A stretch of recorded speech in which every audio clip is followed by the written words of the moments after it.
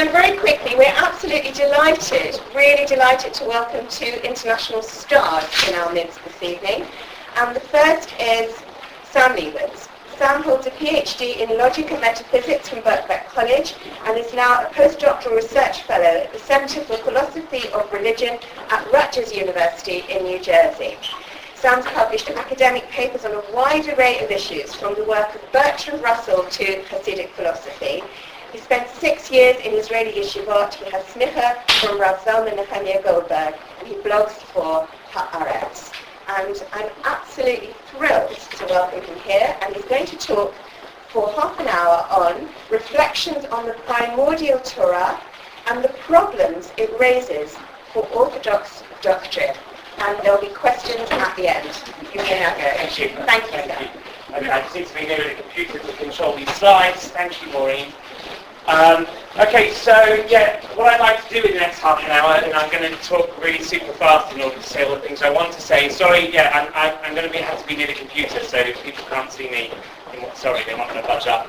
Okay, so what I want to share with you is some of the work I've been doing at Rutgers this semester, but it's been months and months of work. I started at Notre Dame, which is spelt Notre Dame, but it's a different place, because Notre Dame is a cathedral in France, and Notre Dame is a university in Indiana, which I learned when I went there.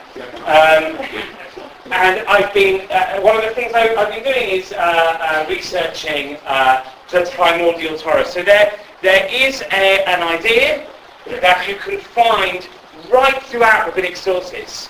From the earliest times, I mean, there's evidence that it was an idea in Second Temple Judaism, that I'll tell you what the idea is in a minute. You can see it also in the earliest of Midrashim, the pre-Talmudic Midrashim, the Halachic Midrashim, the Sifri.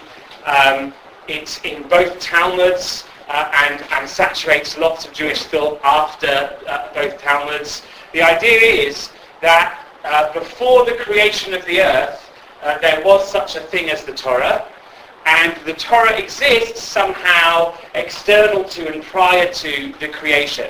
It's something called the Torah Kadmon, although that's a name it takes on much later in medieval philosophy, but it's there beforehand.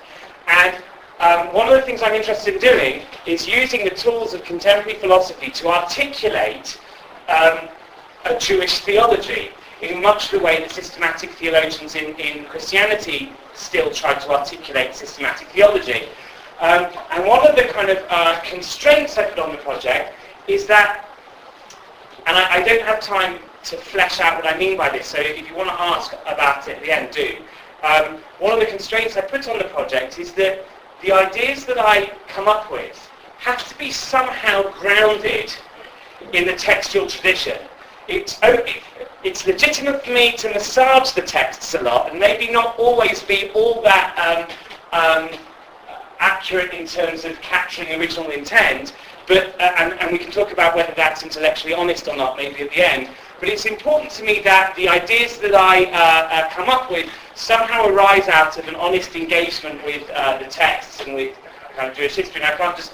Okay. So that's ultimately going to be one of the reasons why we can't just say, oh, there's no such thing as the Torah Kadmon if it gets difficult. For instance, there were rabbis who believed that I mean, most of us believe, I imagine, in this room, that there's no such thing as demons. And yet the Talmud is saturated with a great deal of demonology. But it's not so easy just to get rid of demons if the Talmud talks about demons all the time. So there's two things you need to do, I think, if you want to be from a Jew who doesn't believe in demons. You need to have a really compelling reason why you don't believe in demons. And you then need to have some convincing story as to why it seems like the Talmud commits us to demons. And in order to be so egregiously violent with the texts that seem to talk about demons and pretend that they don't talk about demons, you need to have a really good reason to do that. And I think we do, because demons don't exist. I don't think we have a really compelling reason to say the Torah Kadmon doesn't exist. We don't have a really compelling reason to say it doesn't exist. And if you wanted to say it doesn't exist, you're then going to have to give an account of what this literature that seems to be talking about it is really for, what it's a metaphor for. Okay, so one of the problems, that is Rabbi Yehuda ben Barzilai, who's one of the few medieval commentators who had a problem with the notion of a Torah canon, a philosophical problem. Like I said, if you've got overwhelming problems with it, then there might be a reason to engage in a kind of textual violence motivated by a really good reason. Rabbi Yehuda ben Barzilai said it's not clear to us how the Torah could be created prior to the existence of the world. Any created thing requires space to be present.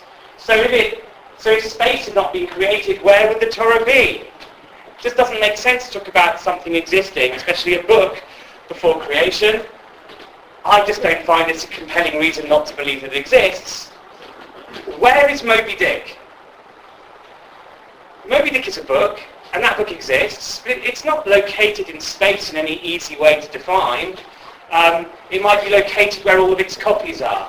What happens if all of its copies are burnt, but somebody remembers it word for word and then writes it down again?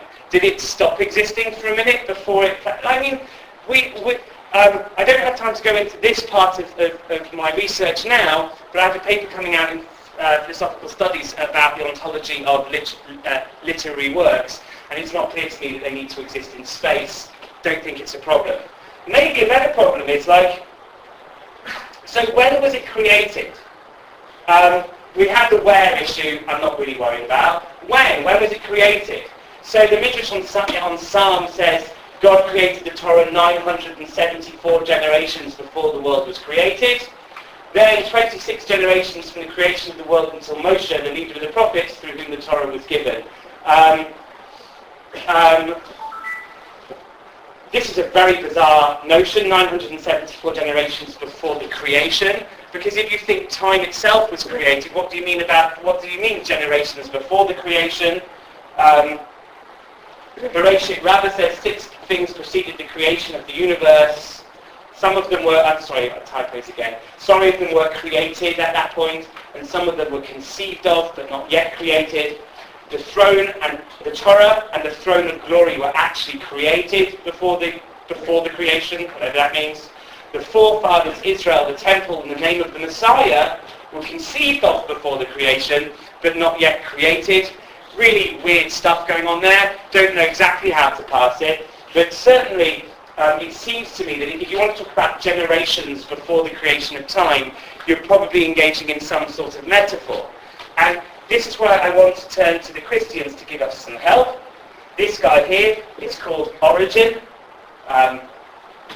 He was a Christian a long time ago, one of the patristic thinkers, and he came up with this notion. Okay, so if you're a Christian, you believe that God has 3 parts: the Father, the Son, and the Holy Ghost. Am I allowed to say that in here? That the Rabbi, the Shul, is here. Right? Am I captain? You okay with me talking about this? Okay, good. Okay, so they... Yeah, sorry, I should have asked beforehand. Okay, so the thing is, you'd normally think that the father creates the son in some sense, right? That a parent has some role in generating the child. You'd think that would be part of the relationship between the father and the son, but the problem is, there's lots of problems, Christianity really being the problem, but the problem here would be that the father needs to be identical to the son, which is weird, okay, but let's forget about that problem. Another problem is that they're both co-eternal, right? The son, even before Jesus was born, the human flesh, the son, okay, there was this thing called the son. God was eternally tripartite according to the Trinitarians. So when was, you can tell I've spent some time in the Catholic University, right? I'm kind of talking about all of this stuff. But it's useful, it's really useful. I think it's useful. Okay, so they have this question, well, when was the Son created from the Father? When was he generated from the Father?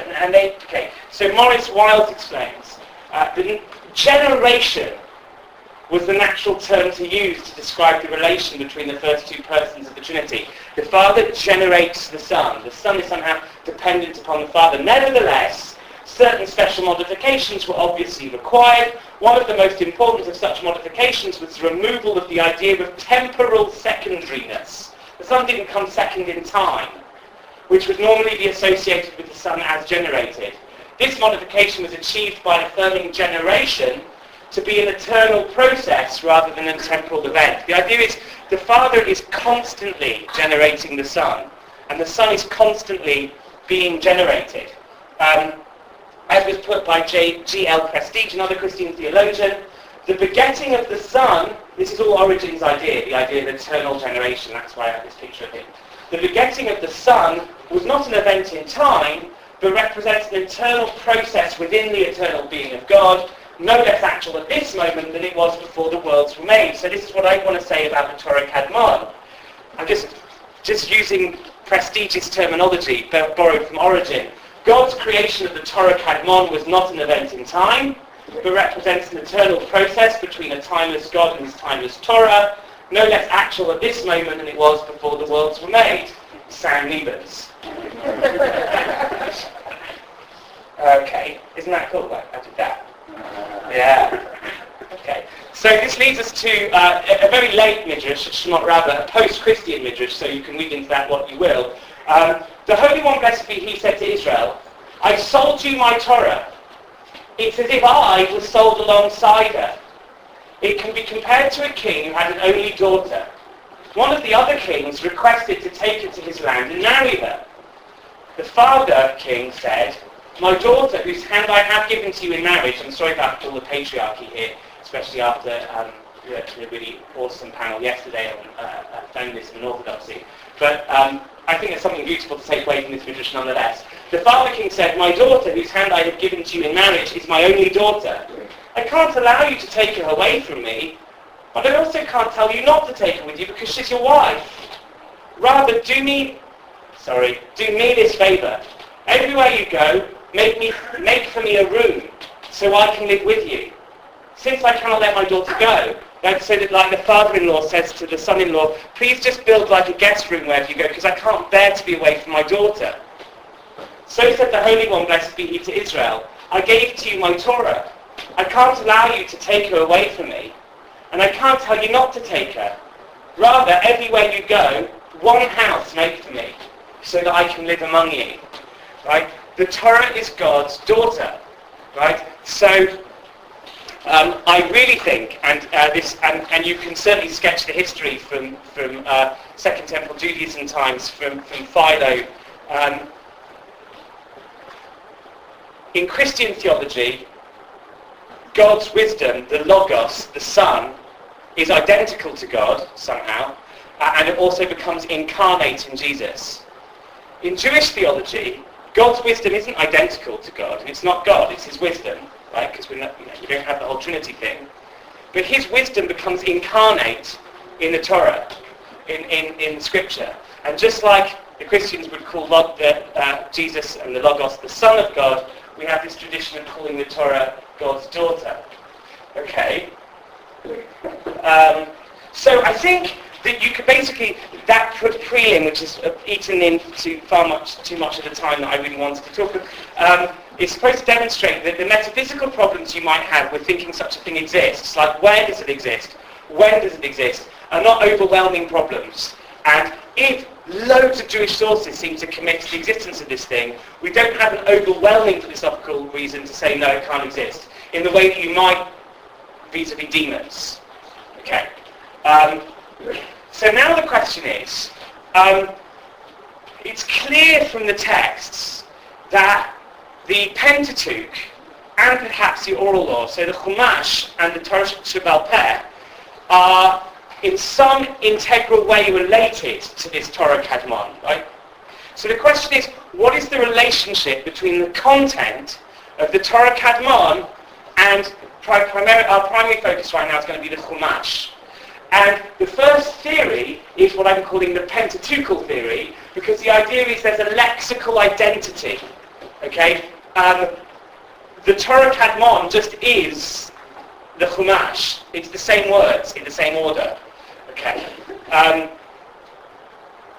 No reasons for thinking this. There's all sorts of...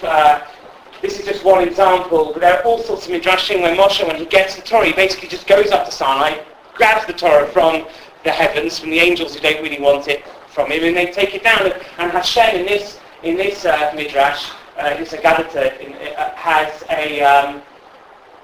Yeah, okay, that's it. Yeah, he fights to get it. When Moses ascended on high, the ministering angel spoke before the blessed Holy One, sovereign of the universe. What business is one born of woman among us? Again, sorry. He has come to receive the Torah, answered God, and they want to hold it back from him. He wins, he brings it back down to earth. The Chumash just is the same as the Torah Kadmon in terms at least of its content. Okay, but there are real problems with the Pentateuchal theory. The first is theological fatalism. Okay? Theological fatalism is the idea that for religious reasons, because of our religious commitments, we can't imagine how it is that human beings can be free. So one obvious manifestation of theological fatalism is that if God knows the future, how can it be that you're free? And the fear is that the Pentateuchal theory exacerbates theological fatalism. Because if the entire biography of Avraham Avinu and Sarah Neinu was already written 974 generations before the creation of the world, then there was nothing they could do differently because it was already written. And what's more, you might say, oh, well, that's not a huge problem because it's a problem we've basically already got, and we need to solve that one anyway. Yes, but you might think it's even worse because now God seems to get tied in. Right? There's a really cool midrash where the angels remind God to give Sarah a baby. And the angels say to God, look, it says in the Torah you're going to give her a baby, so you have to give her a baby because you don't want the Torah not to be true. And it's as if the midrash is aware that somehow the existence of the text of the Pentateuch predating the world even ties God in ways that are at least theologically uncomfortable. So it's the first problem, theological fatalism. The second, would you cough subtly when I've got like 5 minutes left? Really? 10. Okay, I've got 10 minutes left, okay. I can do this. Okay, another problem is divine morality. Okay, so take for instance the parts of the Bible that you're really uncomfortable with ethically. The canonical example that the rabbis and the Talmud speak about is the captive woman. So in wartime, you capture some humans, and the soldiers seem to have certain conjugal rights over the captive women, and the rabbis were appalled by this. They clearly didn't like this, and they engaged in some sort of apologetic.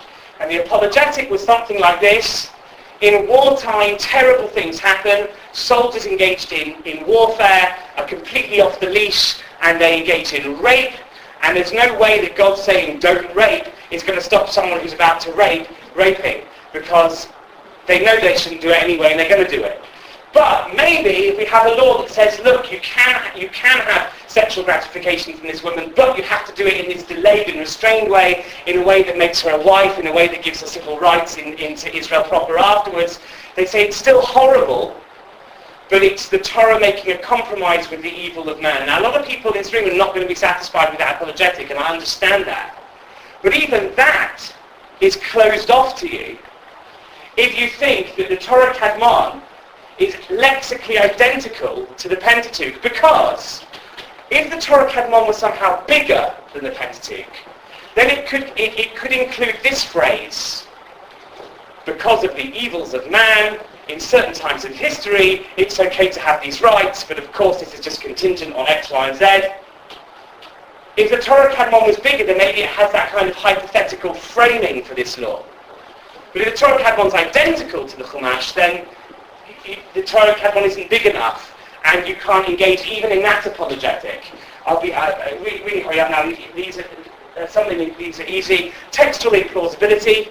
Even most of the Rishonim were aware that there has been slight evolution and deviation of the Pentateuchal text. You've got the Ibn Ezra, who seems to be happy with at least some verses being added afterwards. And then you get this really weird question, like, is the Pentateuch becoming ever closer to the Torah Kadmon, or is it getting ever further away? It's implausible to say there's an identity, because that seems to write into the Pentateuchal text a stability that even most of the Rishonim didn't think that the Pentateuchal text has.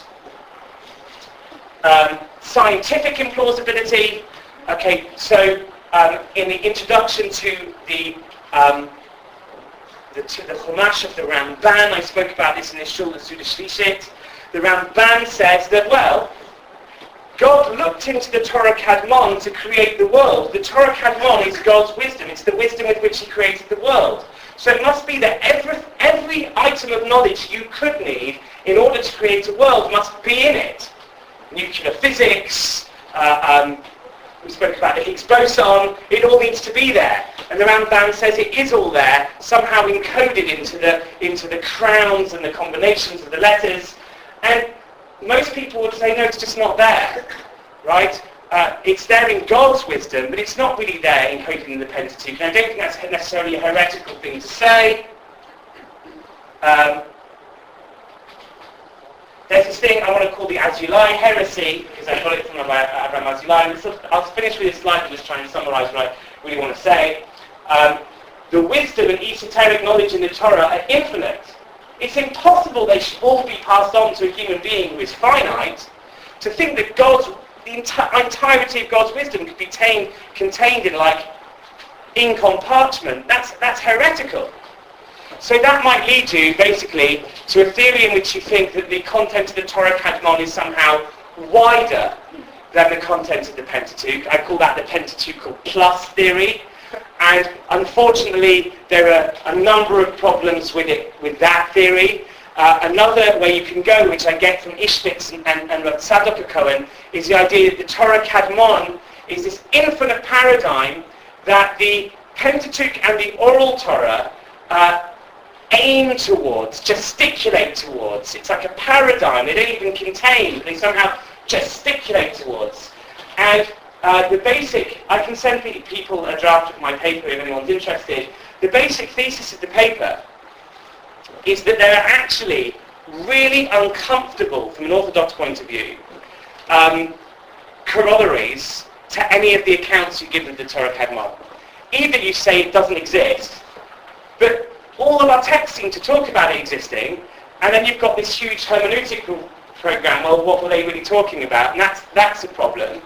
Saying that it's identical to the Pentateuch is a problem. Saying that it's broader than the Pentateuch is a problem. Saying that the Pentateuch just gesticulates towards the Torah Kadmon might lead you into all sorts of heresies, because it seems like you inject far too much human frailty into the Pentateuch. If the Pentateuch is just a human product, somehow gesticulating towards the divine.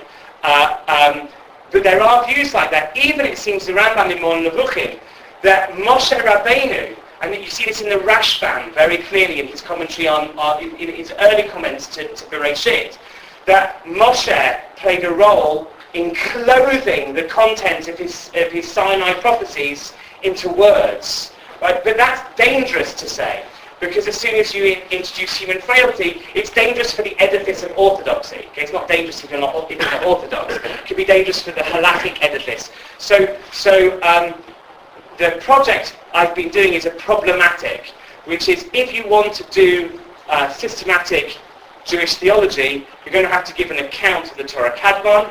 I don't yet have one, but I can see that it's going to be a problem almost however you try to proceed. And that's it. Thank you, Sam.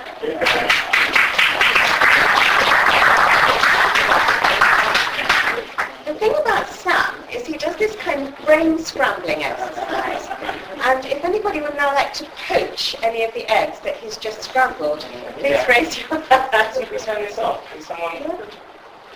Let me turn it. That's beyond the remit of my capabilities. Yes. It sounds to me, and I know the law, that the Torah Kadmon is axiomatic. I can't accept that.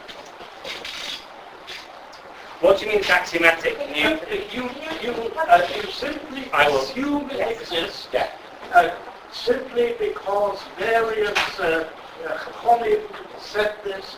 It's like saying that the poetry, which is, say, the Kabbalah, is true. And simply human constructs which are poetic and attempt to explain something are not in themselves true. Thank you. Torah is true, but what's your name? Isn't. What's your name? What's your name? Not important at the moment. Okay. Sorry, I just wanted to... I can remember my name. Okay. I just wanted to engage in a conversation with you, so that's why I'm British or top? Thank you. I think that's a wonderful question, and it really helps to... it really helps to bring out both the absurdity and the nature of the project I'm trying to engage in. So the question is, look, first of all, this stuff is all poetic, and I'm taking it far too literally. That seems to be part of the, okay, but also part of the question seems to be, look, these are kind of human gesticulations, and just because the rabbis talk about this, it doesn't mean it exists, and you're taking it as axiomatic that it exists, which is almost kind of anti-intellectual. Great question. Thank you for pushing me on that. So I'm engaging in, this is just one aspect of a much wider theoretical project. Okay? The project is, irrespective of whether Judaism is true or false, right? What does it say? For instance, I have friends who are Christian theologians. Say, should I convert to Christianity? Tell me what it believes. Articulate what its axioms are. I might not accept them, but I want to know what is this thing called the Trinity? How do the three parts relate to each other? Why should I accept that three things can be one? That doesn't seem to make sense to me, etc., etc., etc. And get them to articulate what it is they think.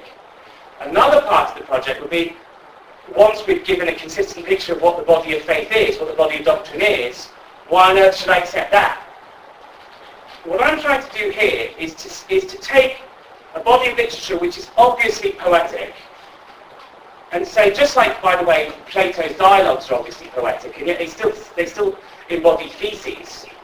And I'm trying to say, well, once we've cashed out all of these metaphors, what are they a metaphor for? There seems to be a very, very central metaphor of rabbinic literature, that there's some sort of pre-existent wisdom that stands into some sort of interesting relationship to the Chumash. Before I can ask whether that's true or not, which is a really important question, of course, I need to try and figure out exactly what do you mean by pre-existent divine wisdom, and what sort of relationship are you positing between that pre-existent divine wisdom and the canonical texts of the Jewish tradition. And I'm just trying to work out, well, you could have this thing I'm calling the Pentateuchal theory, you could mean, because it's all a bit fuzzy, just like when you're trying to decode poetry, what was the poet trying to say? So you could have this thing I'm calling the Pentateuchal theory, you could have this thing I was calling the Pentateuchal plus theory, you could have, let's look at the strengths and weaknesses of what they're saying. And then another question would be, is it true? And of course, a primary thing we need to worry about is, am I just mistaking this genre? There's no philosophy here at all. It's just poetry. But I think that's unattractive, because metaphors are still metaphors for something. And because all of these metaphors seem to be talking about something pre-existing in the general category of wisdom, and some sort of relationship to the textual traditions of Judaism, i.e. the written and oral Torah, it seems to me like a worthy question to flesh out, accepting just for the sake of arguing that it's true, then we'll investigate whether or not, before I can investigate whether or not I believe in this thing, I need to know what it is they're saying. So, nameless person, thank you for your question. My name is Max Sussman. Okay. I'm just a simple microbiologist. And it seems to me, you see, if you want to, I don't want to hop with this, there are other people here who are cleverer than I am, but if a metaphor means that something which it's describing or which it modifies or whatever your term is, that creates it, then the Torah is a metaphor, and that's why it exists. Okay, thank you. I'm happy to let go of this. Thank you. Yeah. Hi Sam, thank you. Hi.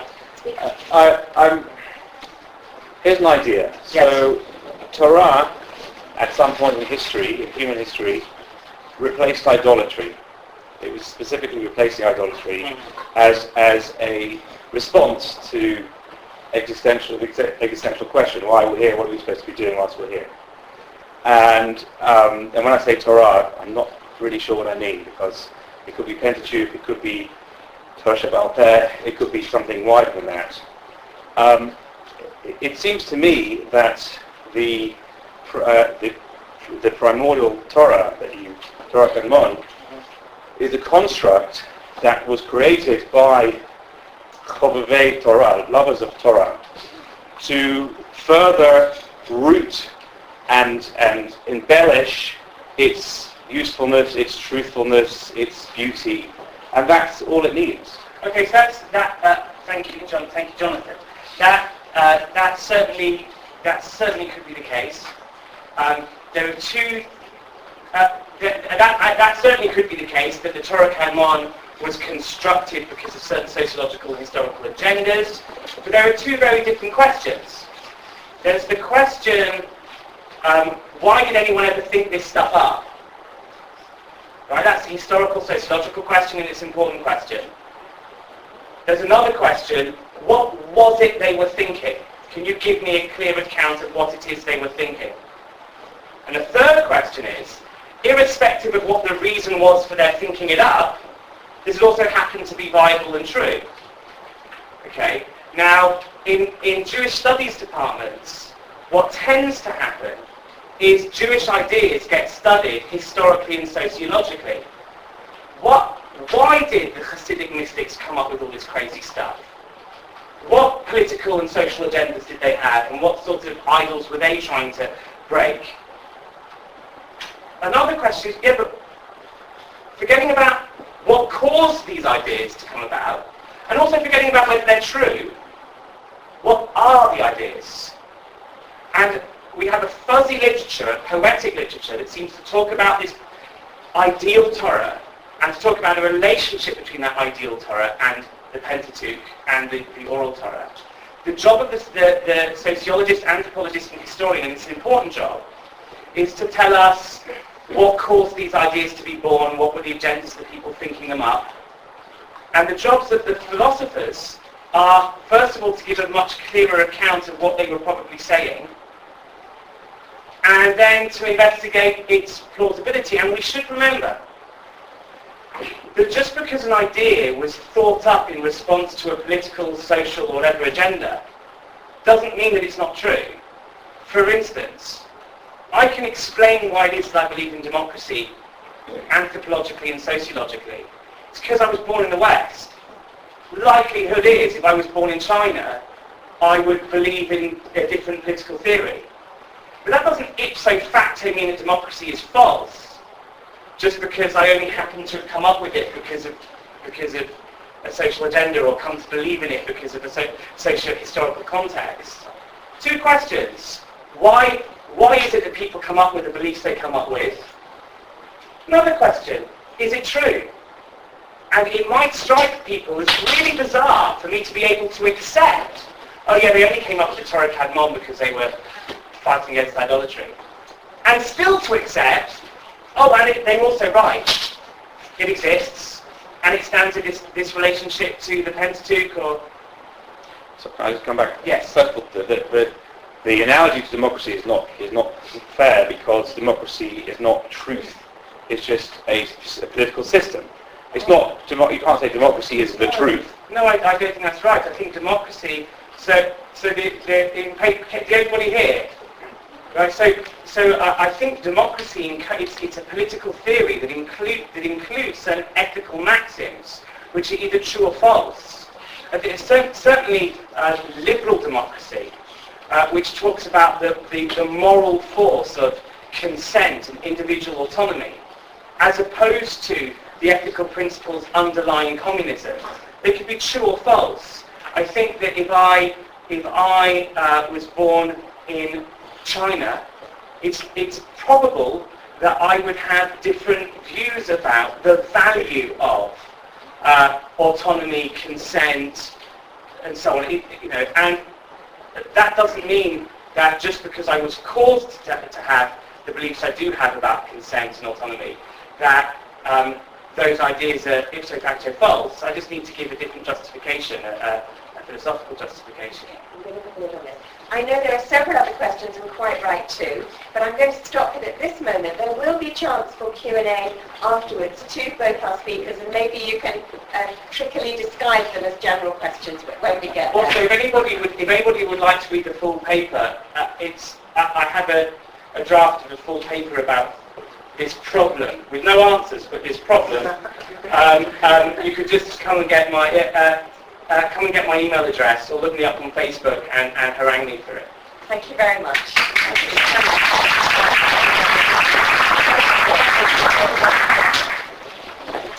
I'm going to move straight on to welcoming another Chobavei Torah, and we're really delighted to welcome Rabbi Lopatin. He's the president of Yeshivat Chobavei Torah Rabbinical School, you'll see what I did there, which is an Orthodox rabbinical school that teaches an inclusive, open and welcoming Torah. Previously, he was the spiritual leader of Anshe Shalom B'nai Yisrael congregation, a modern Orthodox synagogue in Chicago for 18 years. He received his ordination from Rav Aaron Soloveitchik and Yeshivas Brisk in Chicago and from Yeshiva University as a Wexner Graduate Fellow. He is a Rhodes Scholar with an MPhil in Medieval Arabic Thought from Oxford University, and he's written lots and lots of things. So we're absolutely thrilled to welcome him. Thank you very much. Really amazing to be here. Thank you. Thank you. Really, this is like a miracle to have this kind of a crowd on Erev Rosh Hashanah, and no one would believe it, but it really gets to talk, and it says a lot about Anglo-Jewry and about this community. The eagerness to wrestle with tough issues, Torah Kadmon, Torah Misinai, all sorts of things, and to learn. So it's a real honor to be here. I'm going to talk for 30 minutes, and then we'll have 10 minutes for questions. So I want to divide it into three parts. First, I want to talk about what I believe is the importance of believing in Torah Misinai and what that does, how that creates a certain type of Yiddishkeit and a certain type of approach to Torah that is so vital. Then I want to talk about the importance of engaging the Western world and the academic world in their perhaps arguments against Torah Misinai. And finally, I want to talk a little bit about Tachlis, practically, as the head of a rabbinical college and training rabbis and being part of the Orthodox world, a real important approach to Orthodoxy in light of some of the controversy that we're engaged in over the last year or 2 years on the issue of Torah Misinai. So first of all, I gave you my article. The main reason is that this was written like 5 years ago, and Rav Gitz Greenberg is coming out with a blockbuster book. And I want to make sure that I get credit for these theories if you've seen them in his book. So, just go back to my little article and you read his book. But I want to talk about really the paragraphs on page 83, 84, Torah Misinai and Chidush Misinai. I think these are two critical pillars. So first of all, when we talk about oral and written Torah Misinai, it's open to a lot of interpretation by our classic commentators. That's open to a lot of interpretation of the interpretations of our classic commentators. And even just hearing Rav Sam talk about Origen, that was the name of the man in the tallis. So Origen, he talks about this idea that perhaps it's not necessarily something can be a logical relationship. The idea of receiving Torah Misinai, it's not necessarily a chronological relationship, which is something to think about. Also, Tamar Ross and touches on some of these ideas. But I want to argue with the great conservative halachist from Joel Roth, Professor Joel Roth, who says, the main thing, and I quote him from a paper he wrote, the halachic tradition is the given. Theology, bring it in if it works, however it works, but it's mainly the halachic tradition.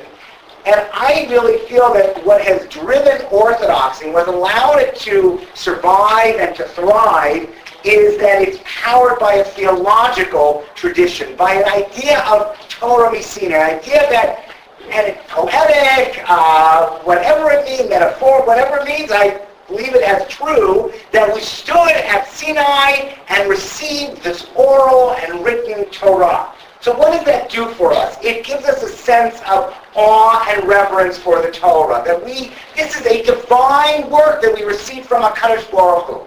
But then it goes beyond that sense of awe and that sense of humility that we have been given this responsibility of carrying on this Torah, of learning this Torah, to a sense of that. And so many of the traditions talk about the ownership that we have of Torah, Yerusha, Kilat Yaakov. It's our Yerusha. It's our legacy. So it goes from a real sense of deep humility and awe and incredible, this moment of the divine meeting the finite, the infinite meeting the finite, and us getting this Torah, Moshe getting the Torah, the Israel, to the sense of, okay, but it's our Torah now, and it's our Shashua. King David calls it, late Torah Shashuai for Abati Belni. He says that your Torah was a Shashua. Remember Rav Aaron Soloveitchik talking about that after he had his stroke, that it was really Torah that gave him the ability to go on, to have a positive attitude, that gave him the strength. It was a Shashua. It's a real toy. The Netziv disagrees with that translation of Shashua, but it's a classic translation. So it goes, this Torah has to be both things. It has to be something that we're in awe of, that we respect tremendously, that we have reverence for, but it's also something that we love to play with, that we have an intimate relationship with. So I put in this paragraph all the midrashim that talk about, some midrashim talk about the Torah in different ways. It talks about the Torah as the ketubah, but many midrashim, and Rashi quotes them, talk about is like a kala, that the Torah is our bride, the Torah is our spouse, the Torah is our beloved. And so we have this relationship of utmost respect and reverence, as we should for our spouse, for our partner, and at the same time, it's someone we have to want to have a good time with, someone we want to enjoy, someone where we're allowed to open up and become vulnerable. And that's really this relationship I think that Torah Misinai gives us. It's this amazing awe, and at the same time, it's this joy of playing with and teasing and trying to understand. I didn't even mind Book of Mormon so much because it's, the idea that we should be allowed to have joy and have some kind of pushback and question elements of Torah and struggle elements of Torah within the context of this reverence. So to have this intimacy and to have this joy and to have this respect, it all begins with Torah Misinai, and that enables us to really propel the halachic system. This sense of awe and reverence of the halachic system, of what God, Ritzon Hashem, if we can try to get closer to Ritzon Hashem, if it's about the sense that I am in awe and I'm careful and I'm scared of harming the system, and I'm scared of changing things because it's so beautiful. On the other hand, it's my system, and I have to take responsibility for it, and it's my job to question it, and to challenge it, and to play with it. And so that goes, the sense of that, of belonging and awe and respect, goes right into Chidush Misinai. I think a second pillar of Torah. So one is this believing God gave it, the divine gave it to, the infinite gave it to the finite. The second one is, of course, and Sam touched on this a little bit with the Azulai heresy, that of course if the Torah is infinite, then no finite person is ever going to understand it. Here again, I disagree with Joel Roth, who talks about, some psukim are not clear, and we can change, and we can discuss, but other psukim in the Torah, other halachot are clear, and we understand them. How can we ever say that? Everything is divine, everything is so much greater than us. Every word in Torah, every keter, on every oath, can contain an infinite amount of secrets and information. And so therefore, if we think that it's a human document, first of all, we lose that sense of intimacy. We lose that sense of ownership that it's ours. But at the same time, we also lose that sense of awe to say that we don't really know what the Torah means. We don't really know even what look at the Talmud, look even at the Rishonim. This unfolding of this infinite tradition is always going to be obscure. It's always going to be something that needs to be constantly created, constantly worked on. And that's really, so you go from a sense of Torah Misinai of awe to chidush, that we need chidushim. Because it would be chutzpah to think that anything is clear in the Torah. It would be chutzpah to think that any generation really knows what the Torah is saying. We come close to, and for halacha we have to paskin, we have to find out, is this bird treif, or is it kosher? Is the swordfish kosher, or is it treif? Is, all sorts of things. We have to have a halacha for right now. But as far as us thinking that there are no more chidushim, that anything is clear in the Torah and that can't be argued with, well, once we believe that it's infinite, we're going to have to say that there need to be chidushim, that we don't know in 10 years what they're going to be saying about certain halachot that we think are pretty clear now. We talked about yesterday about maybe women not learning, pretty clear in the Rambam. Women not being presidents of synagogues, pretty clear in the Rambam. A lot of different things seem very clear. Death, well, it would seem pretty clear from the Gemara when the organ cease. Come up with brain dead. We can argue about that. All these things, so many of them are clear now, and they may be true right now, but we have to realize that we're dealing with the infinite, so we can never know for sure. You could really never say anything. You could say, I believe this right now. I believe this to be the halacha for right now, right where we are. But I don't think you can ever say that I know in 10 years and in 100 years, no one will come up with a chidush about this. No one is going to disagree with this for 100 years. So I think you get the humility which enables you to have, as it were, empowers you to talk about the Torah and to help the halacha evolve. And talked about a little bit yesterday about even the conservative movement. There are certain elements that are very conservative, that are very hard for them to change, and I think some of it is because there is this sense of the halachic tradition comes first, and then we have the theology. When you believe that ultimately it's about trying to wrestle with something infinite, then we're never going to be so secure about a halacha. We're going to say this is what we paskin right now. This is the consensus. This is the majority. Whatever drives the halachic process. But we're never going to be sure that we understand a Gemara 100%, and never going to be sure that we understand a pasuk or a word to 100%. So this is, I think, the amazing thing, the power that a belief in Torah Misinai gives us and allows for orthodoxy to really grow and thrive and change and come up with innovative, creative ideas. And all from a sense of reverence for the Torah, and all from a sense of awe and responsibility.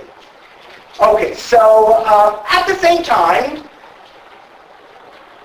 as modern Orthodox Jews, and I'm touching on a beautiful article that Steve Boehm just wrote for the Torah.com, as modern Orthodox Jews, we believe in engaging with the world. We believe that it's scary sometimes, that it can even be dangerous to engage with the world, but we have no choice.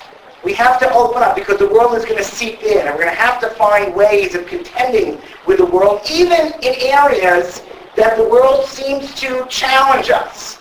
Even in areas where the world seems to threaten us, we can't avoid it.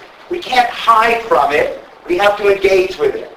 And likewise, I think in the area of biblical criticism and an academic approach to the Bible, I know that we have to also be open to the argument, starting from our beliefs and our emunot, and then saying, well, what does this scientific world say? Maybe it says something that's not very scientifically founded. Maybe it says something that, they don't, if you don't have a belief, then you'll think this, but if you have a belief, then there's no challenge. But we have to be open to this kind of dialogue, and we shouldn't be afraid of this kind of dialogue. And I think the fear, when we're afraid of it, I think Rabbi Soloveitchik felt it was usher. It's usher to look at apicorsus. It's usher to really look at things that appear to be apicorsus. But to tell you the truth, first of all, we can't even We don't know what's apikoros until you study it. So you have to look at it. Second of all, I remember Dr. Norman Lamb saying that Dam alahashi apikoros is, you have to know what to answer an apikoros, and that's a legal fiction, he said. I remember he was talking to Mark Shapiro, asked him about that. It's a legal fiction. It allows us, in order to know what am I going to answer the apikoros, it allows us to study that. The Tiferet Yisrael on Pirkei Avot has a beautiful idea on Dam alahashi, and that is that we have to, in order to really understand the Torah, we have to ask the questions an apikoros would ask. Not just what a Yisrael kasher would ask, it has to be the questions an apikoros would ask. Now, I don't want to be judgmental and call biblical criticism an academic approach apikorosut, but I think what the Tiferet Yisrael is getting at is that if we're really going to be learning Torah, that it's going to have to be open to the outside world, to all sorts of questions. And if we learn Torah and we say we don't entertain a certain question is out of bounds, it's going to be a diminution in our Torah. It's going to be something missing in our Torah. The Torah needs to be, sha'ashua needs to be stretched and challenged in order for us to understand what Hashem told us at Sinai. And what's interesting in this idea of the importance of engaging the academic world on biblical criticism is that on the one hand, it seems like, come on, it's not a big issue. There are so many more important issues. I was just talking to my Rosh Hashiva, to Dov Linzer. There's so many more important issues we should talk about.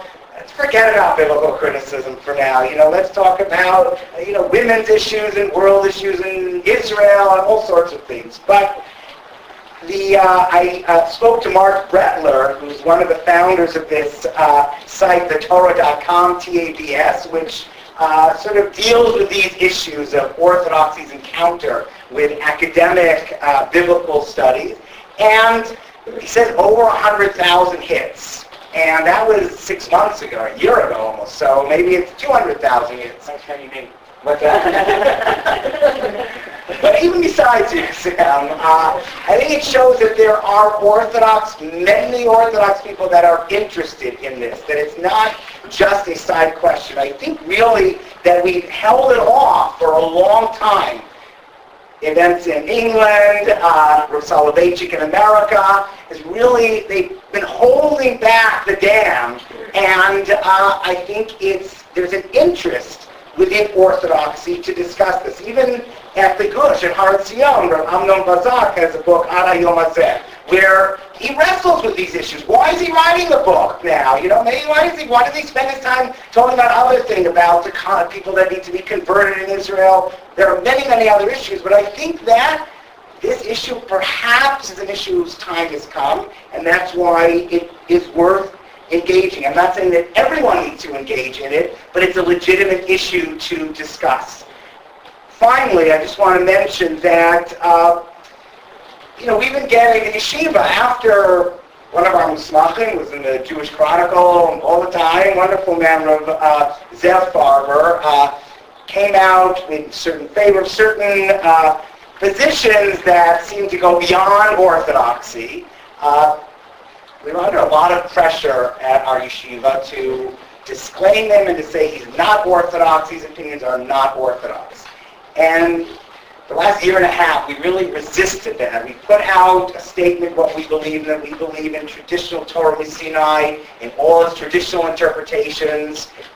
We've talked about that with our Talmidim. But I think it's very important, and this we could have a discussion about, I hope, that Orthodoxy is not about red lines. It's not about trying to keep people out. It's not about trying to throw people out. Orthodoxy really has to work out a system. It has to be a gateway for bringing people into an understanding of a halacha, a love for Torah. And I don't think that pragmatically it's going to work if we're trying to try to kick out this one and kick out that one, and that'll keep us strong. I think we'll be strong if we really believe in Torah Misinai, if we really practice Torah Misinai, but not through throwing people out. So I'm really trying to push the idea of not being afraid, not having to throw people out, and just being positive and being strong and declaring what we believe in. And I think this touches, especially in England, on the Louis Jacobs issue of Louis Jacobs, that, was it the right thing sort of to sideline him? I'm not saying I'm not going to vote for who's going to be the chief rabbi, but I am saying that the direction of orthodoxy should be much more about welcoming and being inclusive and breaking down barriers. As a pulpit rabbi in Chicago for 18 years, that was the big problem. Getting people into an Orthodox shul, getting people to come to an Orthodox Shabbos dinner, to a Seder. How do we get people in rather than throwing out certain people? And so I think that is an issue which many people could talk about, and it is, it's a shikul hadat. It's a judgment issue, but I really want to push orthodoxy in this direction of being welcoming, being positive, and not focusing so much on what are our red lines. Let's not look, what are our green lights? How do we bring people in? Not so much what are our red lines. So I think we have a few minutes for questions. Thank you.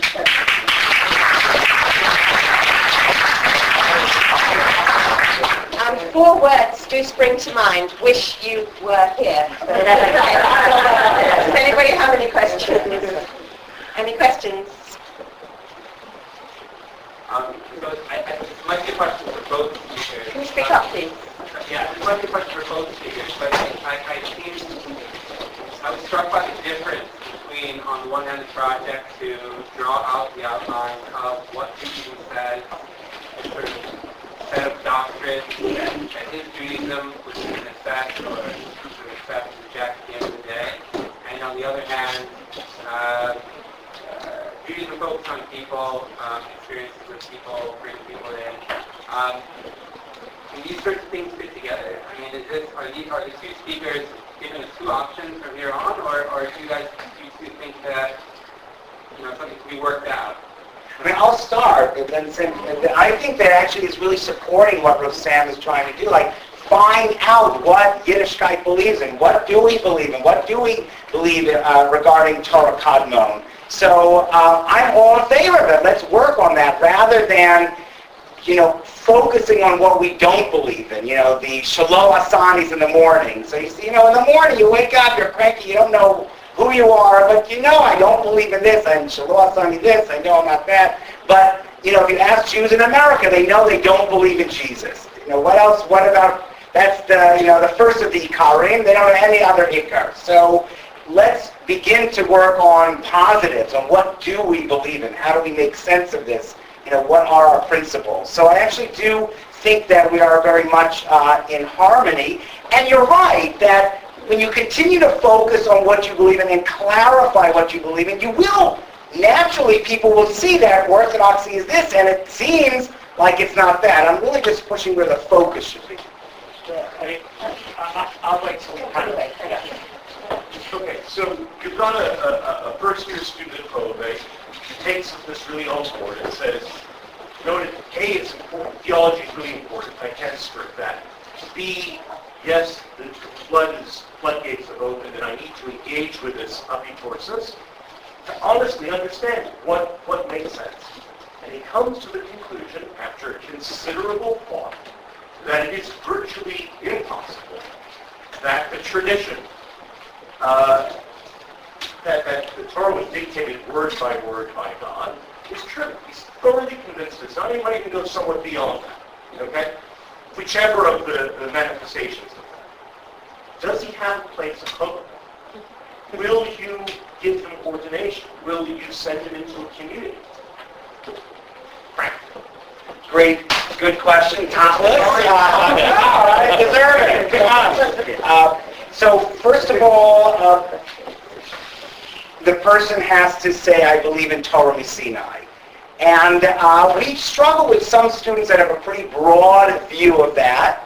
And so we are willing to allow students to talk about the difference between historicity and between what I believe in, fact and belief. So there is a lot of play, but at the end of the day, The student has to say, I believe in Torah Misinai, the way it's been passed down to our Masorah, and I am an Orthodox Jew. And that is the hardest thing. There have been many students, I've only been there a year, but I've spoken to students that have not been able to come to Holy Torah because they can't say, I'm an Orthodox Jew. One student was like, almost like, I'm able to say I'm an Orthodox rabbi, I just can't say I'm an Orthodox Jew. So whatever, I think that's a very powerful thing. If someone calls themselves Orthodox, let's welcome them in. But you're right, for a student at Holy Torah to get smicha, they have to commit to a belief in Torah Misinai, that it's somewhere in interpretation in the realm of the Masorah. And they do have options. We've had some students that have not been able to say it, and they've gone to JTS, to the HAU, different conservative seminaries. Other students have gone on to illustrious careers, but have not been able to get smicha closely. To concretize this, a young Louis Jacob was in your first year, and he wrote the book he wrote. Is that Torah Misinai? Well, from, I haven't read the whole book, but I hear that book is not so controversial. So, if the truth is, again, if someone, I really think if someone is committed to Masorah, to the tradition, and has this belief that I was at Sinai, that whatever metaphysical, whatever existential belief that they were there, they will make Torah Misinai work for them. I really think, and we need someone like that. In order to give them smicha, we need them to be committed to making all their study of academic biblical criticism and everything. We need to work within the framework of the belief. So I think you're right that for smicha, it's a higher standard than just someone else who says, I'm Orthodox and I don't believe this. That I would say, let's talk about that, and I'm not going to throw you out or anything like that. For smicha, they have to be willing to say, I believe it, and I'm going to work on how that fits into my academic study. Yeah, so you mentioning that all you stress right now, Orthodox has this term, that maybe it's like I'm an Orthodox. Right. So I was just wondering if you could expand on how you see the difference between identifying as a halachic observant Jew and an Orthodox Jew. Great question. I think Orthodoxy includes a sense of community, so there's a sociology of Orthodoxy, and it means that it connects you with generations of different parts of our Masorah. And so I think it's an important sociological term as well, and it's almost a poetic term, really, because we don't even like what it really means, the right way, the straight way, whatever, but I think it's very important. I think when you're when you say I'm part of the Orthodox world, it begins to place constraints on you. It begins to, and then in the positive way, it connects you to other people that say they're in the Orthodox world, to other poskim, to an Avad Yosef. You might disagree with him on so many issues, but when you're Orthodox, it connects you with him. It connects with Moshe Feinstein. So, therefore, I think it's a critical way of placing yourself within the Masorah, within the tradition, the tradition of Halakha. Okay, just one more question for now, and then we're going to take a break, a 2-minute break, and then we will reconvene generally for questions for both our speakers. So let's make this the last question. Can you speak up, please? If I stand to say, I don't believe in Torah Misinai, but I very much believe in Torah Shammai. We'll have a good conversation. So we'll see. I think that the Masorah is very broad, and there's a very you can, if you're struggling to say that I believe Torah Misinai and you said now Torah Shammai, you believe in Torah Shammai, or believe in which way did you have it? Whichever way you had it, are you trying to place yourself within the tradition and work it out within studying the world? Or have you decided that you're going to yield the tradition for the world? And I think that within our yeshiva, you have to say, I'm committed to placing myself within the tradition of Orthodoxy, within the Masoret, but I might be really committed to working it out with academic studies. So I think that one of the distinctions you might show that this Rishon holds of Torah Mi'Hashamayim and not Torah Misinai. That's very legitimate. So that, it is a legitimate chiluk, but the critical thing is that you're willing to place yourself within the Masoret. And I believe that a lot of people that might subscribe outside of the yeshiva to an approach that really pushes the boundaries of Orthodoxy, but I think they're still committed to being part of the Orthodox world. I think we have to take that very seriously, and that's an important struggle. But the critical thing in the yeshiva is that you place yourself within the Masorah. Thank you so much. Thank you.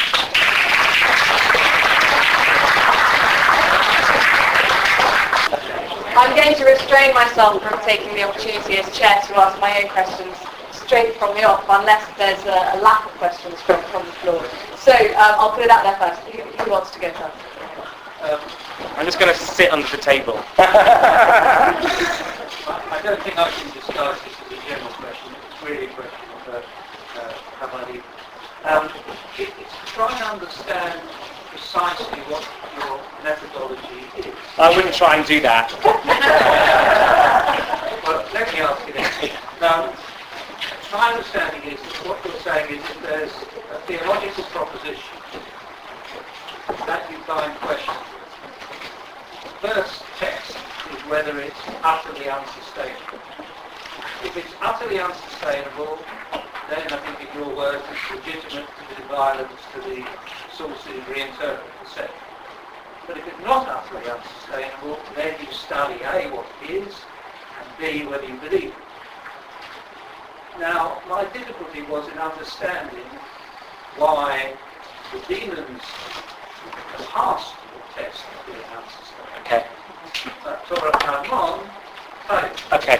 So let me try and answer, and I'll, in doing so, I'll try and answer some of the other questions that people fielded to me in the break, and then maybe that will mean there'll be more time to have questions for the both of us. The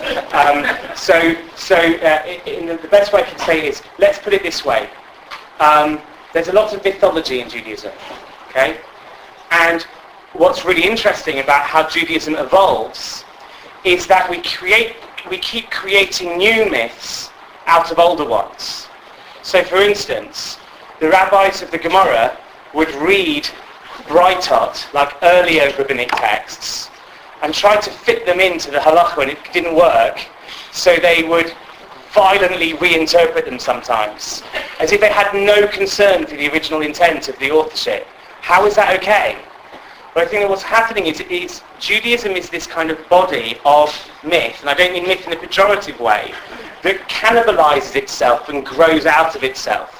And I'm interested in articulating, looking at all of the texts and almost articulating my own myth, right? And I'm interested in the methods by which earlier rabbis did that from earlier sources, and then I want to do the same thing as they did from the sources in my past.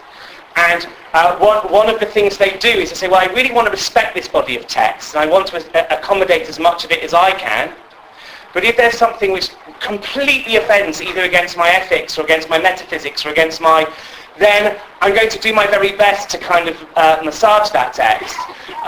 I couldn't find anything really offensive about the Torah Kadmon mythology, but I find there are interesting problems whichever way you might want to go, and I think it's a cool project for Jews to try to articulate the possibilities. I wasn't trying to say that what does Judaism think, to articulate the possibilities latent in the stories and myths and whatever that we have.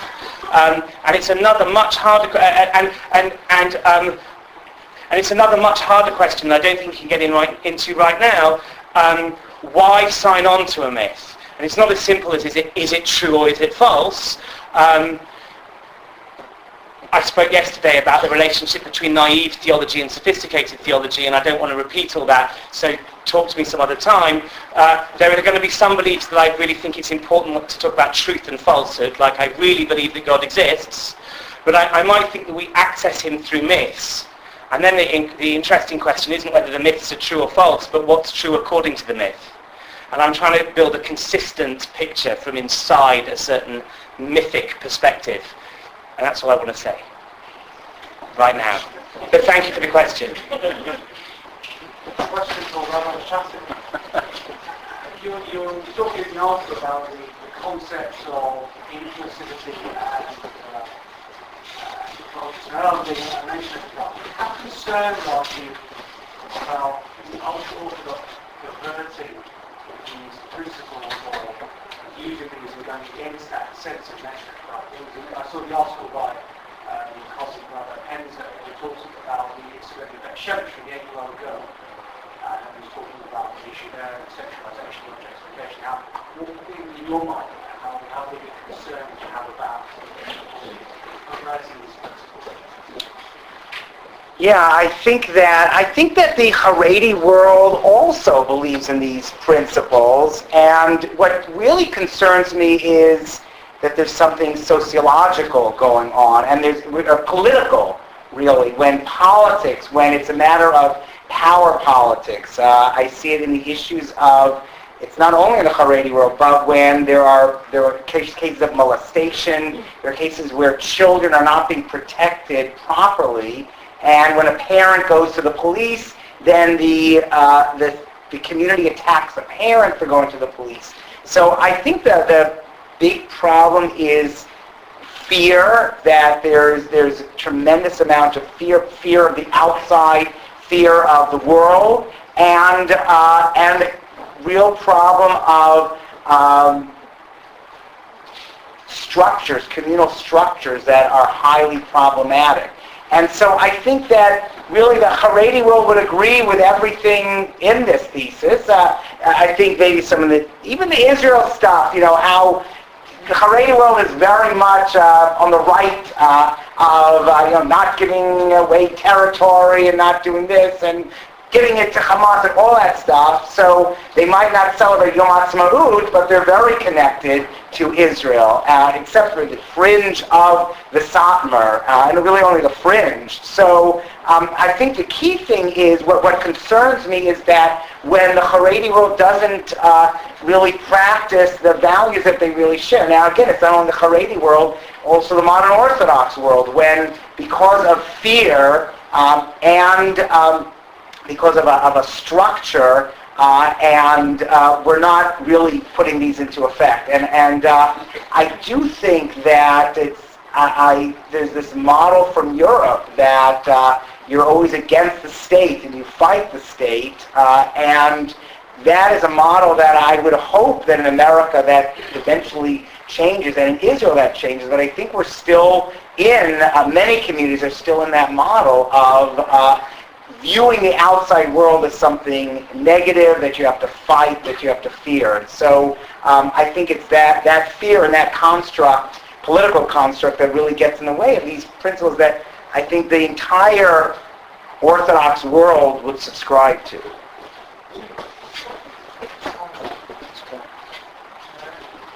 I refer to the Torah Kadmon discussions we had.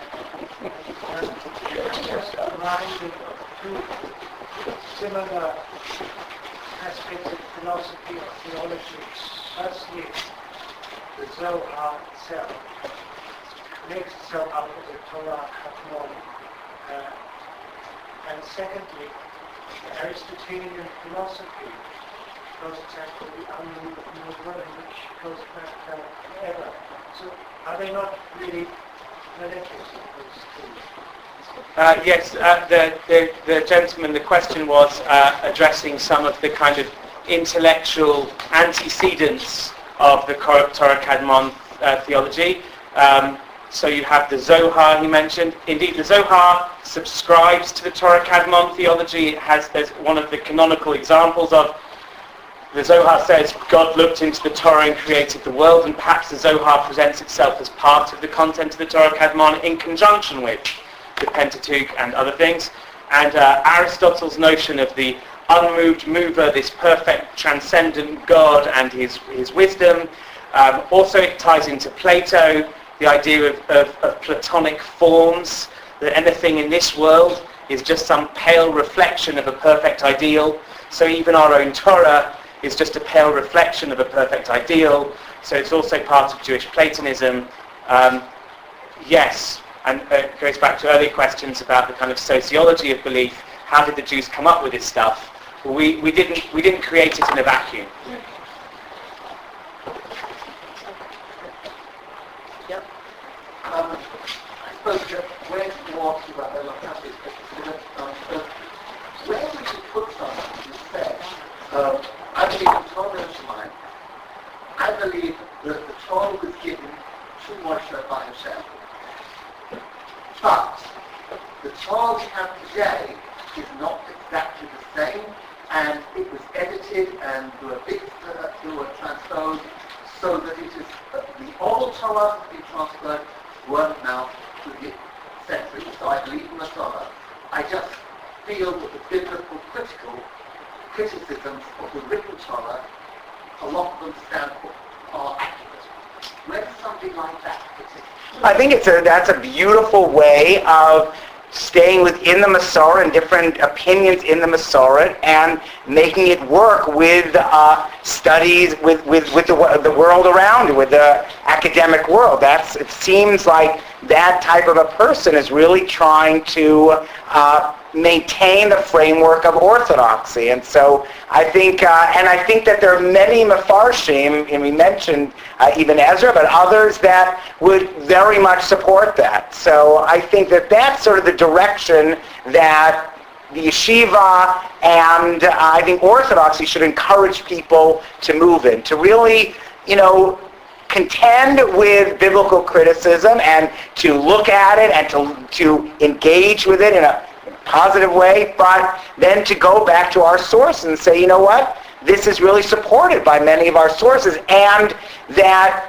my engagement with the Western world, with the academic world, helps me understand these sources in a better way. It helps me understand Torah in a better way. So I think that sounds, I don't want to put the stamp on it and give them smicha right away, but it really sounds that person is struggling in a way very much consistent with the Masorah, with the way our Mefarshim, with the way our traditional authorities struggled with this, the way the Rambam did, and even Ezra. Can I get, for 30, Dan, I thought of your question again about Beit Shemesh, and the one thing that I think ties into modern orthodoxy actually pretty well and does challenge the Haredi world is the sense of zero-sum, the sense of that it's either the outside world, these are the chochmot chitzoniyot, the external wisdoms, or it's Torah. It's either the secular, the chilonim, or the datim. It's either the religious Zionists or the Haredim, and that we can't square the two. And I do think that goes back to a gullus mentality where either the government is going to steal our money through taxation or we're going to find a way of hiding it. So I think we have to break through that zero-summism, and that's what modern orthodoxy really strives to do, and to say, you know what, you might think that opening up to the world around you and listening to it is going to diminish your Torah. We're saying that long-term, that ultimately it will help your Torah. And likewise, in living together with people, no one in Israel wants to be a friar. And a friar is someone who lets someone get away, with something, and, you feel that I'm a wimp, I'm a loser, because I let that guy get in front of me in line. So we have to break that thinking. I think modern orthodoxy can really contribute to that you can have something greater by opening up, by having some humility to the world around you, rather than by losing. And so I do think that there is that mentality that has to be broken. I'd just like to comment on the first question. So I agree with what the rabbi said, but I'd add a caveat that I'm not sure the rabbi would disagree with, but please let me know if you do. It seems to me that the sort of position you sketch is consonant with the Masorah, like the rabbi said. The question is, though, once, to go back to my primordial Torah theology, once you accept there's some sort of gap between the ideal Torah and what we've got, and there are people in the Masorah who say that, who seem to allow for such a gap, the question is then, well, what makes halacha binding for you? Right? Why accept that these halachas that I don't understand and sometimes don't swing with my ethical intuitions, they have any binding force over me? Now there are potential answers to that question, even if you accept that the Torah that you've got is a pale reflection of the ideal Torah and there are some human hands in it and whatever. There are potential answers. It seems to me, if you look at what the Ishbitzer Rebbe says in Parshat B'chukotai, he has a view that the halachot are the best approximation we have right now of God's infinite and inestimable will. And because it's the best we've got, who am I in my humility to break the halachot, because this is the cumulative. So that, but I'd lay down more than one constraint on what it means to be orthodox sociologically. One is that whatever your views are, because there's going to be a lot of wiggle room, we can have different views in orthodoxy, and that's what's so refreshing about orthodoxy. Whatever your views are, do they respect the Masorah in one way or another? Are they an outgrowth, an organic sort of outgrowth of the Masorah? And the other is, do you have some rationale for accepting the authority of the halacha? Although we now need to ask, well, what is the halacha? It's a much bigger project, I recognise. Can I come back on that? Because it's actually part of the point I'm saying. If you look, for instance, at Shechita, where does it say in the written Torah about Shechita? Or meat and milk? You've got these three verses. You can't interpret the written Torah by itself. You have to have the oral tradition. Mm-hmm. The moment you say, right, we've got the old tradition, I believe totally the old tradition, but the written Torah may have been edited, things may have been lost, then you have no problem at all. Because you could say, well, maybe in the original Torah given to Moshe, Shechita was written in, but over the years it disappeared for various reasons. End of problem. But the moment you try and link the two, and say like J and E and all that sort of stuff is nonsense, then you have inconsistencies. The conditions I'm laying down would just be does your view of the origin of the Chumash and the Torah Sheba'al Peh grow out of the Masorah, and can you make sense within your own intellectual system of continued halakhic obligation? If you can, it seems to me that you've got a good case for calling yourself as orthodox as anybody else. I might have a different view as to how the Torah came to us. I might be a purist who believes in divine dictation, but that's me, okay? The only thing I would add to that is that the Torah we have today would not be, even if it's different than throughout the generations, it's not a pale reflection. It's the real Torah. It's more real now. It's a better understanding of Sinai. It's a better than anything before. Yeah, so it's on the shoulders of giants, even though Nikadnu Adoro, generations go low, but we're getting closer. And so it's a more powerful reflection of Sinai. I think one thing I'd add before we go to the next question, though, is that there is a question of how we throw out this term Masorah. Yes. Because who defines the Masorah and who is accepted and identified as our Gedolim, who are to define it, is a critical issue. I totally agree. I was throwing out so many terms that really need a definition. And what is the halakha, and what is authority, and what is and the Masorah, and some of those definitions, some of the possible definitions are more troubling than others. And this is a huge project. That's why I think it's important to have a Centre for Jewish Philosophy, and if any of you want to write a check, we'd love to build one. There is one in Oxford. Yeah. In fact, the one in Oxford has been very supportive of the Association for Philosophy of Judaism, so I'm very grateful for that. Okay. This is perhaps more of a political question, but if one considers oneself to be Orthodox, but is not considered to be Orthodox by 95% of those who consider themselves to be Orthodox, perhaps when it comes to conversions and other parts of the community, is one still Orthodox? Well, I think that how much choice? I want to make sure I address the question. I think that sometimes we think that 95% are not considering us Orthodox, but actually Amcha is very different, and the average Orthodox person says, yeah, that person's Orthodox, that person's Orthodox. There is this sense of, again, fear and lack of self-confidence when you feel no one thinks I'm Orthodox and I'm not going to succeed at anything. I think we'd be surprised that, I'll tell you, when for my shul, I came up with a list of acceptable labels, right? In America, Half Moon K, that was a problem 10 years, 20 years ago.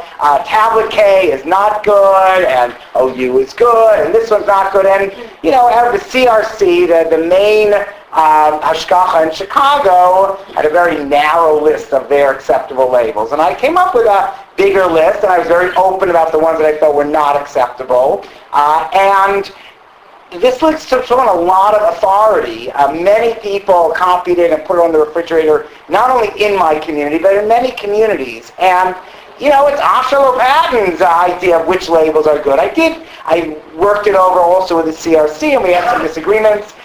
Sherry casks were on it. They were okay. All scotch was kosher, so good. So, but I think the point is that sometimes we feel self-conscious and, they're not going to accept my conversion. They're not going to accept, I'm going to marry someone, they're not going to accept it. And you'd be surprised that people will accept it. Again, like if it has the Masorah, it has that ring that you're following halacha, you're committed to it, people see it and they say, that sort of makes sense. That they know when something is Orthodox when they see it. They know when it's Masorah when they see it. So I think that you're right, if it really would be the reality, but I think the reality is much more, the Jewish world is much more accepting when things are done sincerely and when they're done in a halachic and Orthodox way. No, I was asking you. And then Ben. So my question firstly is because I first say in the Misinai part of the book that if you believe that Torah is divine influence, it can be interpreted in an infinite number of ways. How does that match with Rabbi Sam's talk, which essentially says we can take part of our tradition, we can assume there's a single consistent position that we can understand, and then he goes up to sleeves and says, actually, this is what it is. So let me go first because I think this ties into the question that was asked earlier to both of us when Rabbi Lopatin spoke. I don't want to say there is one okay Jewish view about what the Torah is. I was engaged in a project which was, can you draw a consistent picture out of all these disparate sources? And I think actually you can draw more than one. Each one's going to have its own internal problems that I was raising and saying, gosh, there's no ideologically pure choice here, which was my finding, and you're going to have to do everyone's going to have to do some uncomfortable wiggling. But I'm not saying which one's right. I'm saying, look, here are some choices. And what I saw from Rabbi Lopatin, and why I think what we're doing is not running away from one another, is Rabbi Lopatin is coming from a background where he was a pulpit rabbi for many years, and now involved in the education of pulpit rabbis. And the job is to create a community that's welcoming, open, serving Hashem.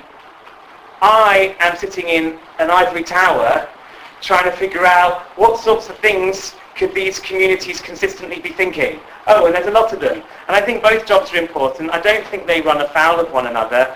And in fact, I think the more open the communities can be and welcoming, the more liberating it is for the Jewish theologian who can feel freer to really mine the latent possibilities that lie in our texts without the fear of heresy and whatever.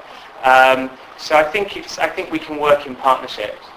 And I agree. And I want to just modify that.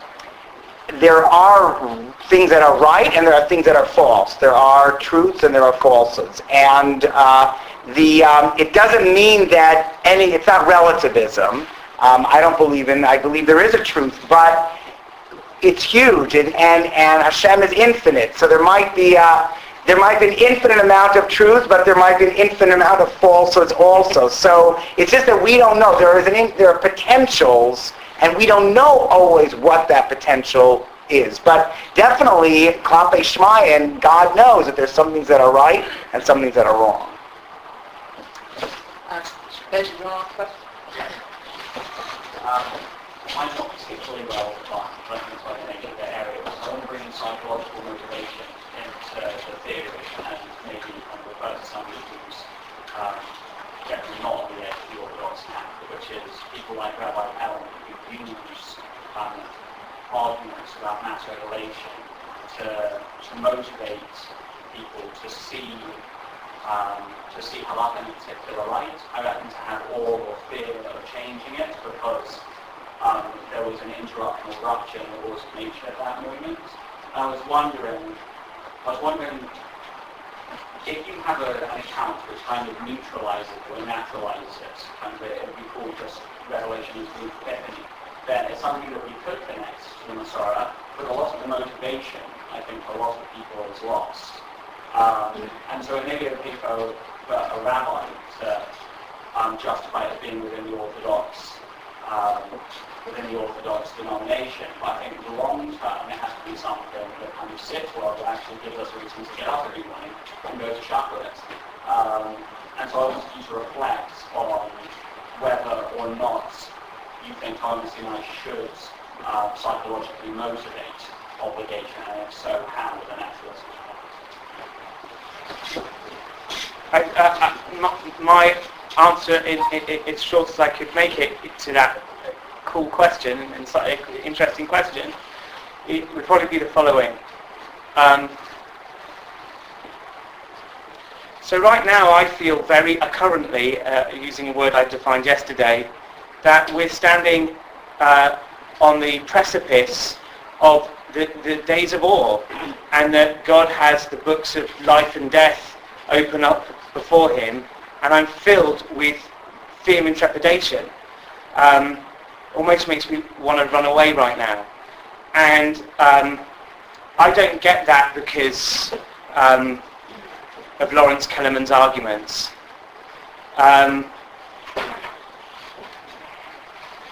I get that because my Jewish engagement with mitzvahs and with Torah provides me with a sensation from time to time that there is something much bigger present in my life and guiding me and with my family and with our people and our communities.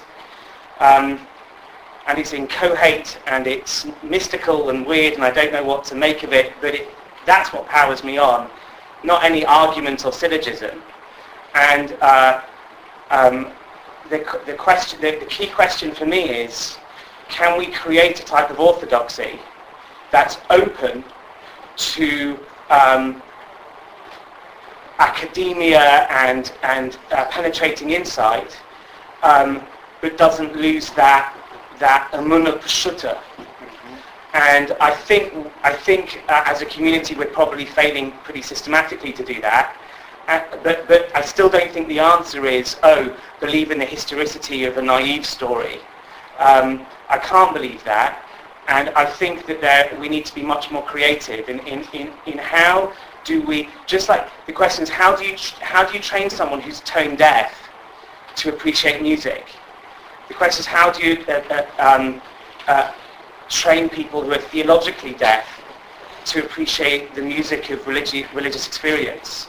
And that's the question we need to be thinking about, rather than creating either climates of fear or basing religious engagement upon straw men arguments and histories. That's so beautiful.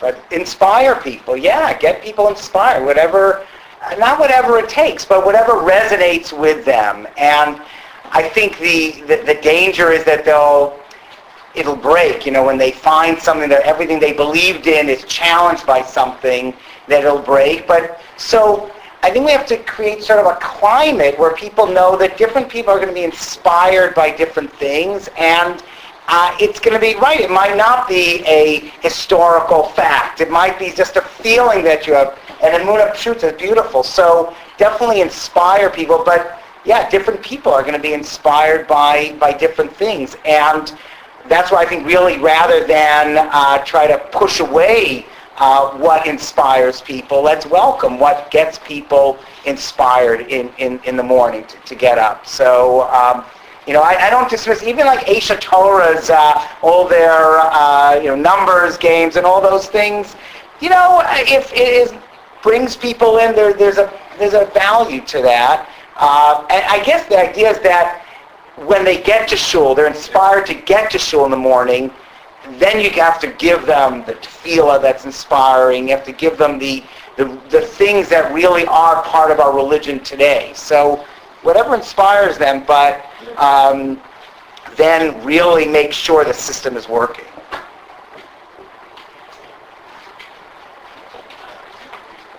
Jonathan, thank you. I was a bit stunned because I really agree with your hashkafa openness and bringing people in, that you're putting so much emphasis, Rabbi Lopatin, on belief. Because my father taught me that orthodoxy is a misnomer, that we're really an orthopraxy, and you can believe that God looks like a tree or a man or nothing at all, and it's not really much talked about in Judaism. The people who are thrown out as heretics are the ones who throw away the halakha, and I think historically that's probably true, but also it creates an openness and a connectivity between the different parts of Judaism if you use the halakha as your binding commonality. Whereas if you start focusing on belief, then you're constantly chucking people out because they believe the wrong thing, are you not? I don't want to chuck people out for driving to shul on Shabbos and for keeping kosher in their home, but they don't keep kosher in their home, or they eat veggie treif out or something like that. I don't agree with it halachically, but I don't want to chuck people out. So I think in general the system, both for halacha and hashkafa, should be a welcoming system as people are welcoming people to grow and to struggle. I think actually something I heard from Rav Herzl Hefter, one of the Rebbe's of Rav Sam, is maybe not so much hashkafa, theology, philosophy, maybe a question of yirat shamayim, that this idea of yirat chet, fear of God, and again, awe of God, let's say, because we want to get away from fear, but this awe, reverence for Torah, and reverence for God, and that's what we really want to focus on. And in that sense, if Torah Misinai, Torah Min HaShamayim really gets you into that sense of awe, then I think it's critical. But both things, halacha and emunah, let's not throw people out, and let's be a doorway for people to come in. Can I just get in on that, because I had something to say on that. Just, yesterday a distinction was drawn. Rabbi Harris was the first to draw it between relativism and pluralism. So relativism, crudely put, could be the idea that there is just no meaningful way in which you can ever talk about things being absolutely true or false. Pluralism is where there's a range of somehow acceptable beliefs or paths, avenues. And I think one of the problems with orthopraxy, it was really nicely put by the rabbi, which is that we want people in our communities who don't even pass that test, people who drive to shul on Shabbat. But I think another problem with orthopraxy is it might be a good test for your smicha students.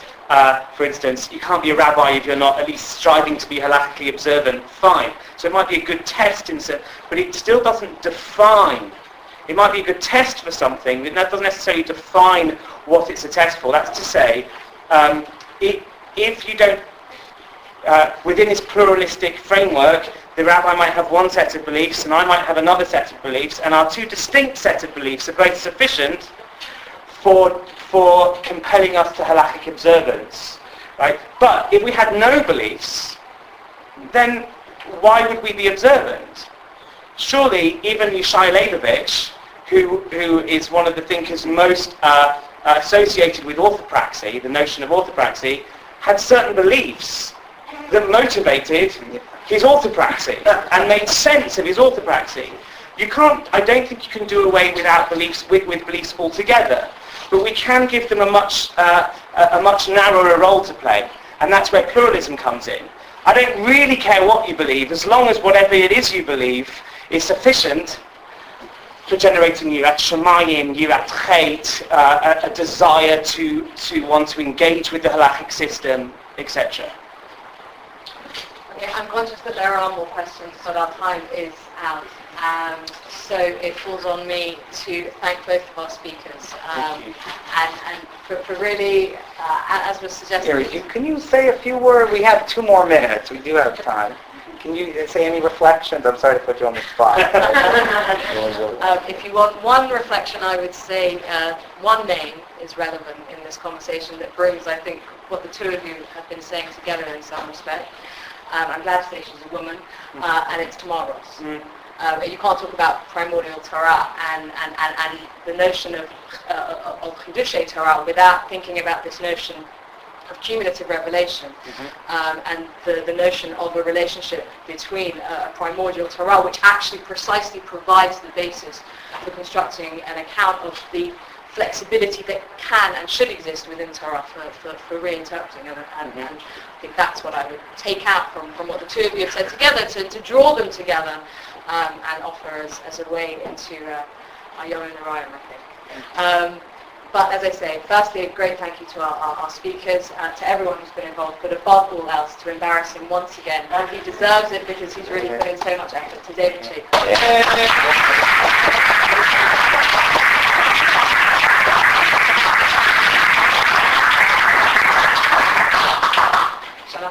Shana Tova. So beautiful.